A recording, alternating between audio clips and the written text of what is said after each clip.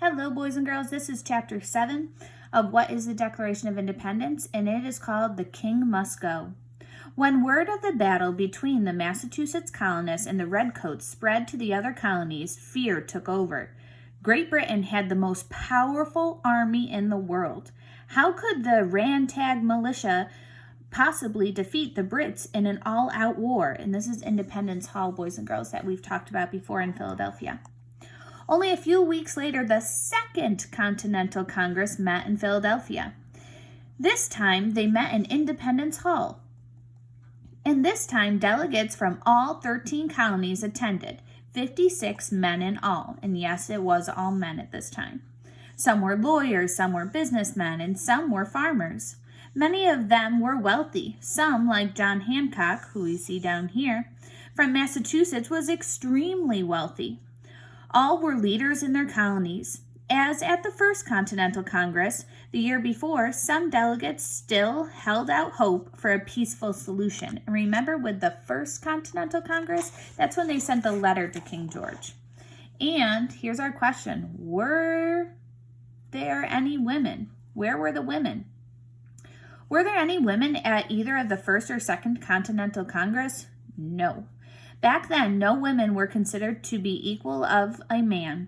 Although colonial women joined protest groups against the king, and some even fought in disguise, after the war broke out, they were not intended to have any of the rights that colonial men so desperately wanted: the right to vote, make laws, and control their own destinies. In the United States, women did not actually get the right to vote until 1920. Boys and girls, we're talking about the 1700s right now, so 200 years later isn't until women are going to get that right. There were some new delegates in the Second Continental Congress. Benjamin Franklin, a well-known writer, printer, inventor, was one. He urged the colonies to split from Great Britain. So did Thomas Jefferson, a farmer and a scholar from Virginia. Both of these men were gifted speakers. At the Second Continental Congress, they helped persuade others their way of thinking and helped change the course of America's history. During the summer of 1775, the Second Continental Congress made many important decisions, including creating a real army, not just the militias, those are the volunteer armies, to fight against the British, voting George Washington from Virginia as the commander of the new army, printing their own money and refusing to use the British pound. That was the money that Great Britain would use, and now the colonies are making their own money, organizing a navy to fight against Great Britain's powerful ships, sending Silas Deane from Connecticut to France to ask for help and money to fight the British. So they want to ask the French to say, hey, will you help us fight this war? In 1775, the Second Continental Congress sent King George III another letter. The delegates were making one last try to avoid war. John Dickinson of Philadelphia wrote the letter.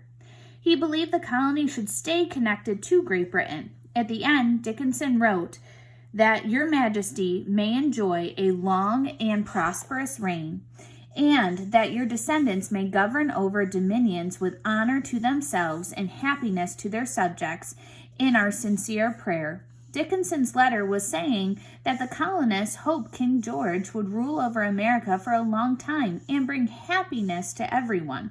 Were the colonists really happy right now, boys and girls? No, not at all.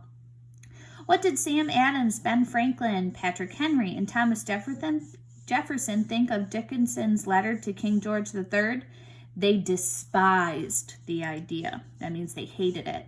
But the letter was sent anyway. How did King George react? He refused to read the letter. He wouldn't even look at it. The king's silence convinced even delegates who had hoped for peace that staying connected to Great Britain was no longer possible. And here we have Thomas Paine, and Thomas Paine is going to write something called Common Sense.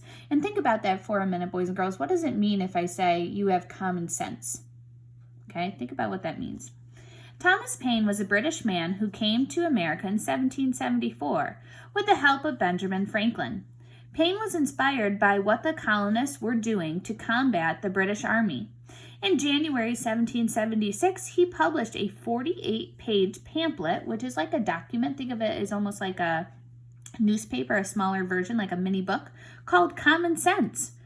Paine argued in plain language why America should split from Great Britain. Common Sense became the best-selling pamphlet in America.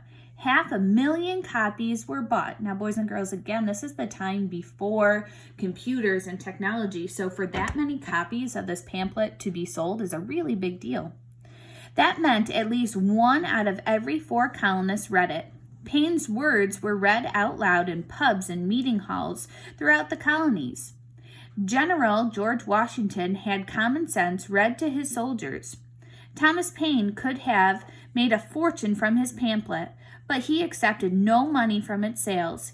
He gave nearly all of the profits to American Army for uniforms and weapons. And boys and girls, the reason I asked what you think common sense means, it's because his pamphlet was all the reasons that they should break away from Great Britain.